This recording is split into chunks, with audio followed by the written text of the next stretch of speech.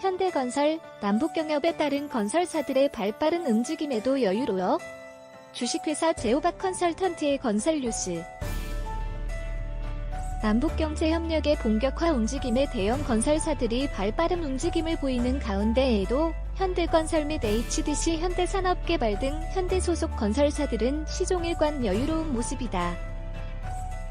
건설업계는 남북경협시 가장 큰 수혜를 입는 업종인 만큼 대부분의 대형 건설사들은 남북 화해 무드가 형성되자 상황을 예의주시하며 태스크포스, TF, 팀을 구성하는 등 대북 사업에 뛰어들 본격적 준비를 하고 있다. 다만 현대 건설사들의 경우 1차 회담 이후부터 3차 회담까지 경협 관련해서는 여전히 큰 움직임을 보이지 않고 있다.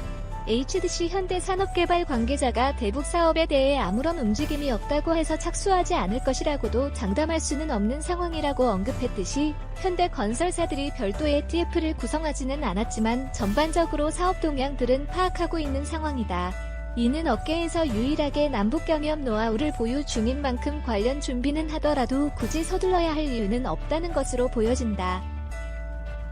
18일 건설업계에 따르면 현대건설과 HDC 현대산업개발은 평양에서 3차 남북정상회담이 열리는 이날까지 남북경협과 관련해 구체적인 대응을 하지 않고 있다.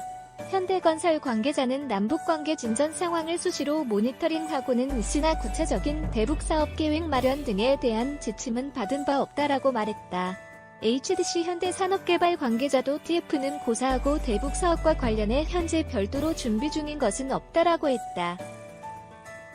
현대건설은 과거 고 정주영 명예회장 시절 북한에서 경수로 사업을 주도한 데다 정 명예회장의 이름이 붙은 체육관까지 건립한 경험이 있다.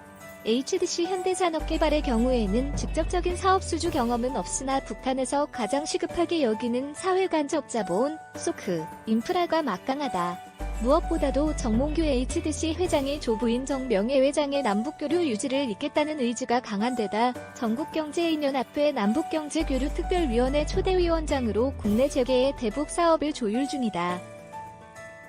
과거 적극적으로 남북 관련 사업에 나섰던 것과 달리 경협과 관련한 이번 회담에 있어 현대건설이나 HDC 현대산업개발 조직 내에 뚜렷한 변화가 없는 것은 대북 사업 문제에 관해서 수시로 즉각적인 대응이 가능하다고 판단했기 때문으로 보여진다.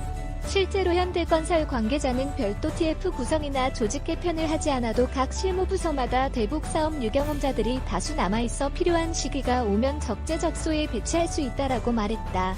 또한 회사에는 대북사업 경험 인력이 89명이고 이중 부장급 인력만 40~50명일 정도로 인프라가 충분하다라고 언급했다. 또한 과거 식구였던 현대그룹 측이 남북경협을 주도하고 있는 것도 이들이 좀 더 여유를 가지고 지켜보는 이유 중 하나로 볼 수 있다. 현정은 현대그룹 회장은 2000년대부터 그룹의 대북 사업을 주도적으로 이끌어왔으며 이번 평양행에도 유경험자로서 국내 경제인들을 이끌게 되었다. 현대건설이 여유를 가지고 내다보고 있듯 남북경협의 최대 수혜주 중 하나로 현대건설이 뽑히고 있다. 관련 수혜주로는 HDC 현대산업개발, 태영건설, GS건설, 현대건설 정도가 제시되고 있는 실정이다.